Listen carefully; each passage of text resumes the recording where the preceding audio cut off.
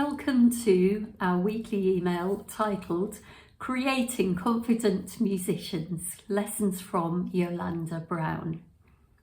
I hope you've had a very good week. If you're also in the Northern Hemisphere, I wonder if you're feeling the same as me. It always seems like I hurtle towards the end of the school year rather than do it in a cool and calm fashion. That's certainly the case when I was teaching, and it's no different now. While other teachers began winding down, I'd still be preparing for concerts, summer fetes, or a tea party with musical accompaniment. It never ended until the final grand assembly on the very last day of school, by which point I honestly didn't know whether I was coming or going. I'd have thought that, now that I'm not quite so child-facing, things might have slowed down.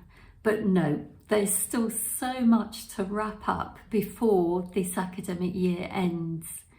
If you read last week's email about the MEHEM conference, you'll know I promised to tell you more this week about our keynote speaker, the wonderful YolanDa Brown.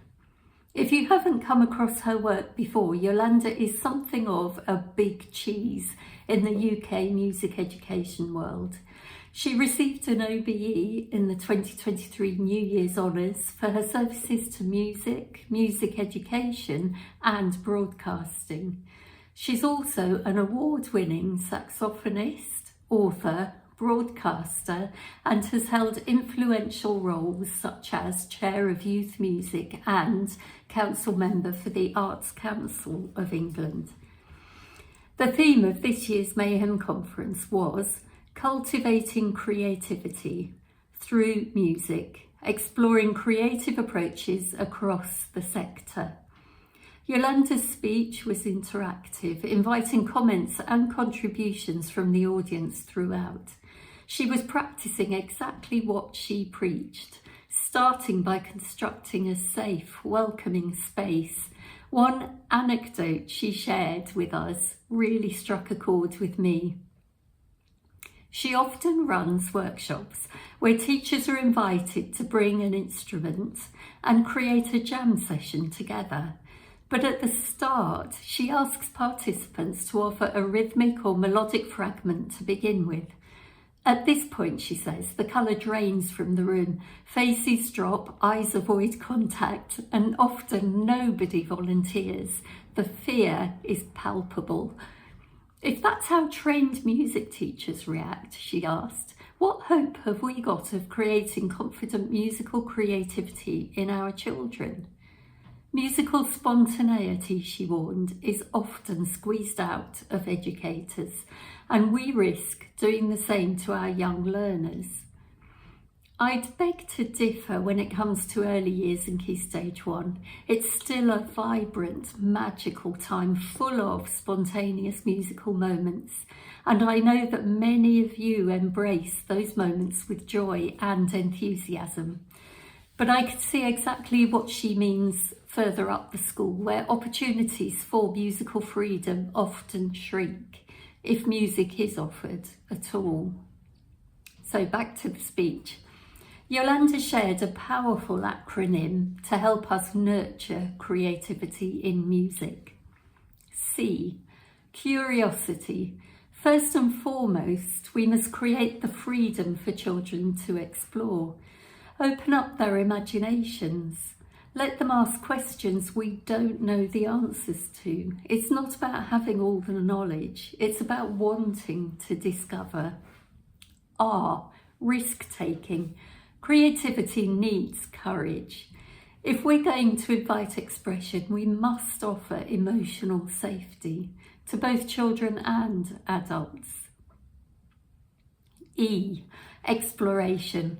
A playground of ideas, which reminded me of Jess Pitt's research I mentioned a few weeks ago. It also means building cross-curricular connections, something that had me silently cheering and almost jumping up and down, as this is exactly what the musical diversity alphabet does so well. A, authenticity. What music truly moves us, What gets under our skin and brings us joy?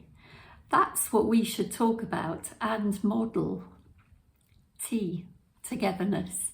What are we doing to bring people into shared musical experiences?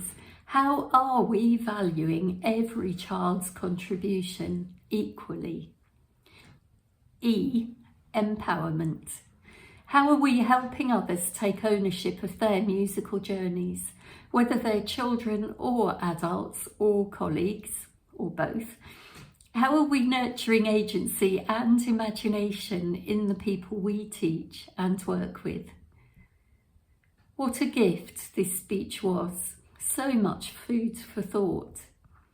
And the best part, YolanDa herself took time out to learn about Diversitybuds, explore our materials and hear more about the projects we're working on.